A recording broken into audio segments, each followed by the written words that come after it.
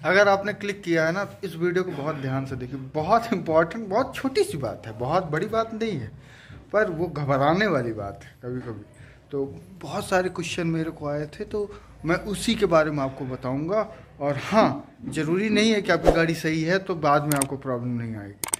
मैंने एक गाड़ी को डिटेक्ट किया है और कुछ पहले मेरे को क्वेश्चन आए थे, यहाँ तक कि इंस्टाग्राम पे भी मेरे को शायद वीडियो आया है। तो मैं आपसे शेयर करूंगा कि वीडियो में प्रॉब्लम क्या है। 20 सेकंड का वीडियो है, ध्यान से देखिएगा।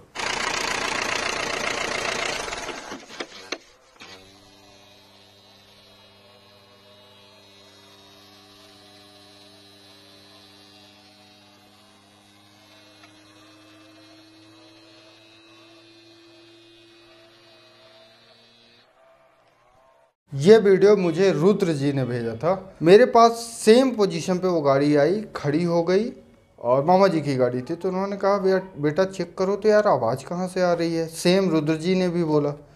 तो रुद्र जी से मैंने कहा कि या तो ये मोटर की आवाज़ है और या तो एक्चुएटर की आवाज़ है। एक्चुएटर मैं आपको बताऊंगा। जब मैंने टच किया तब मुझे पता चला कि वो एक्चुअल में आपके एक्चुएटर की आवाज़ है। ये एक्चुएटर हमारे इस EGR को कंट्रोल करता है। तो ये आपने देखा होगा कि 20 सेकंड के बाद या 10-15 सेकंड के बाद वो बंद हो गई थी। जब मैंने इसको टच किया तो पता चला कि इससे आवाज़ आ रही थी। ये एक्चुअल में करता क्या है कि आपके EGR वाल्व को कंट्रोल करता है। जैसे ही आपकी नॉर्मल स्पीड रहेगी, एक फिक्स RPM पे गाड़ी दौड़ती रहेगी, जैसा मैंने पहले भी बताया, आई बटन पे आपको वीडियो दे दूँगा।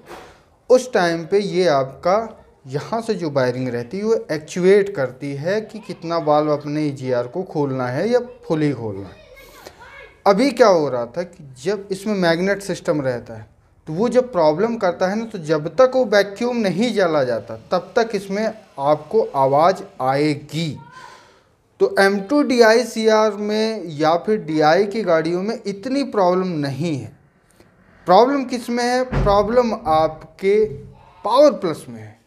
क्योंकि हमारा जो टर्बो है, चाहे वो M2 DI-CR का हो चाहे DI का हो, वो अपने आप इस पे प्रेशर पे वो एक्चुएट होता है। उसमें कोई भी एक्सटर्नल एक्चुएटर नहीं लगा।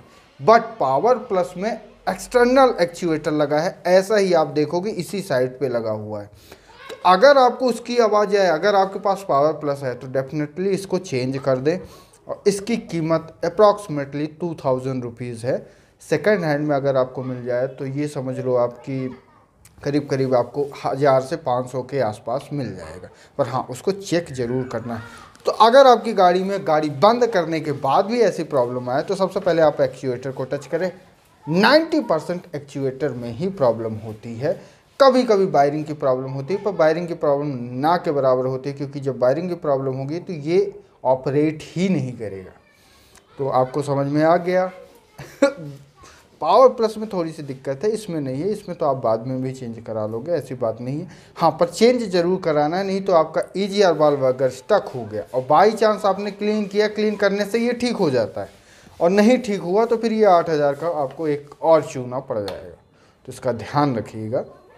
और ये नॉर्मल प्रॉब्लम है, बहुत बड़ी प्रॉब्लम नहीं है। रुद्र जी, आपको आंसर मिल गया होगा। और जितने भी लोग मेरे से पूछते हैं कि गाड़ी बंद करने के भी बाद आवाज़ आती है, तो इस एक्चुएटर की है।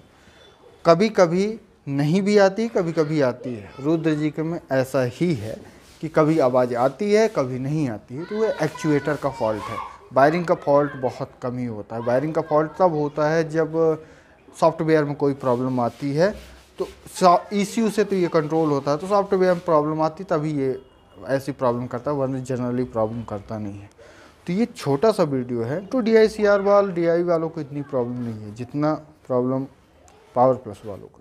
तो ध्यान रखिए कि पावर प्लस का जो टरबाइन है, टरबाइन सीधे सीधे बोल दें टर्बो, वो इसी से एक्चुएट होता है। तो धन्यवाद आप लोगों का। मिलते हैं किसी और वीडियो में। छोटी सी वीडियो थी पर इम्पोर्टेंट वीडियो है।